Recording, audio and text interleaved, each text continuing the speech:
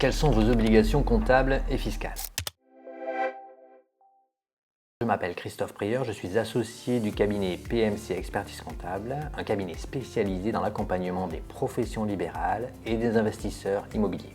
Vous êtes professionnel libéral, réglementé ou non réglementé, infirmier, médecin, kinésithérapeute, informaticien, consultant, et vous vous demandez quelles sont vos obligations comptables et fiscales. Vos obligations comptables et fiscales dépendent de votre forme juridique et de votre régime fiscal. Premier cas, vous exercez votre activité libérale sous forme d'entreprise individuelle au régime micro, ce que l'on appelle aussi micro-entreprise ou auto-entreprise. Ce régime juridique et fiscal convient bien au début d'activité ou aux activités ayant un niveau de recette assez modeste. L'immatriculation de l'activité se fait simplement en ligne sur le site de l'INPI. Vous n'avez pas l'obligation de tenir une comptabilité. Vous devez seulement suivre un livre de recettes qui vous permettra de justifier les montants que vous devez déclarer à l'URSSAF et sur votre déclaration de revenus. Pour les déclarations à l'URSSAF, des pas à pas sont disponibles sur le site de l'URSSAF pour créer votre espace et faire vos déclarations. Pour votre déclaration annuelle d'impôt, vous devrez simplement reporter le montant de vos recettes brutes dans la déclaration 2042 CPRO, dans des cases différentes si vous avez opté ou pas pour le prélèvement libératoire de l'impôt sur le revenu. Dans de très nombreux cas, cette option à prendre au moment de la création de votre activité est très intéressante. Deuxième cas, vous exercez votre activité libérale sous forme d'entreprise individuelle au régime réel, ce que l'on appelle aussi le régime de la déclaration contrôlée ou le régime de la déclaration 2035. Ce régime juridique et fiscal le plus courant en pratique convient aux activités libérales qui dépassent les seuils du régime micro et qui ont un niveau de charge assez élevé, pour lesquels le professionnel a besoin de l'intégralité des revenus de son activité pour faire face à ses dépenses courantes. L'immatriculation de l'activité se fait simplement en ligne sur le site de l'INPI.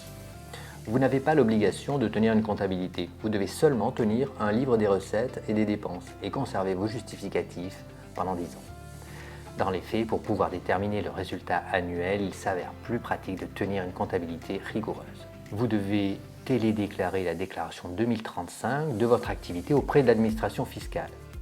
Et vous devez reporter sur votre déclaration de revenus 2042 votre résultat. Vos impôts et vos cotisations sociales seront calculées automatiquement sans autre déclaration. Troisième cas, depuis peu de temps, vous pouvez aussi exercer votre activité libérale sous forme d'entreprise individuelle à l'impôt sur les sociétés. Ce régime juridique et fiscal convient aux activités libérales qui dépassent les seuils du régime micro ou qui ont un niveau de charge assez élevé et qui souhaitent maîtriser et lisser leur rémunération pour éviter des régularisations importantes de charges et d'impôts. L'immatriculation de l'activité se fait simplement en ligne sur le site de l'INPI. Attention, l'option pour l'impôt sur les sociétés doit être formulée auprès de l'administration fiscale dans les 3 premiers mois du début de l'année civile pour laquelle le professionnel souhaite bénéficier de cette option. Sous cette forme juridique et fiscale, vous devez tenir une comptabilité. Déclarer auprès des impôts la liasse fiscale de votre activité ainsi qu'une déclaration d'impôt sur les sociétés. Vous devrez enfin reporter sur votre déclaration de revenus le montant de la rémunération que vous aurez vous-même fixé. C'est ce montant qui servira de base au calcul de vos cotisations sociales et de vos impôts. Enfin, quatrième cas, vous exercez votre activité libérale sous forme de société, le plus souvent en CELAR.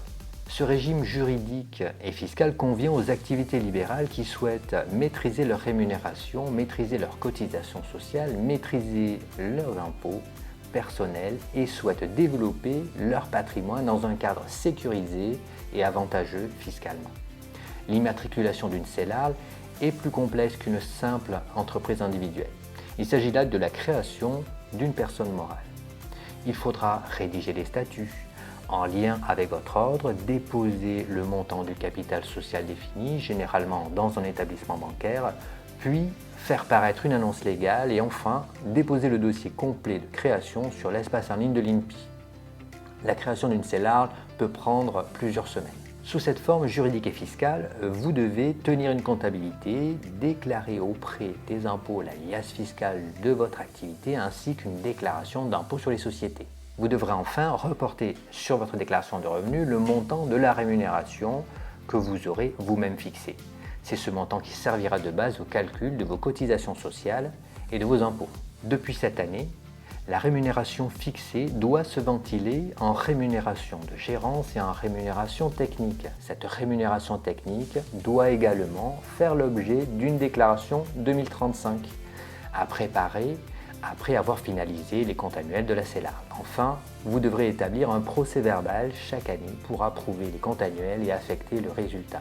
Vous devrez déposer vos comptes annuels auprès du greffe du tribunal de commerce compétent. Voilà, vous connaissez maintenant vos principales obligations comptables et fiscales. Si vous avez des questions sur ce sujet ou si vous souhaitez être accompagné pour votre immatriculation ou un suivi comptable et fiscal de votre activité libérale, n'hésitez pas à nous contacter au cabinet. N'hésitez pas non plus à partager votre expérience en commentaire de cette vidéo. Pensez enfin à liker cette vidéo et à vous abonner à la chaîne. Merci et à très bientôt pour de nouveaux conseils.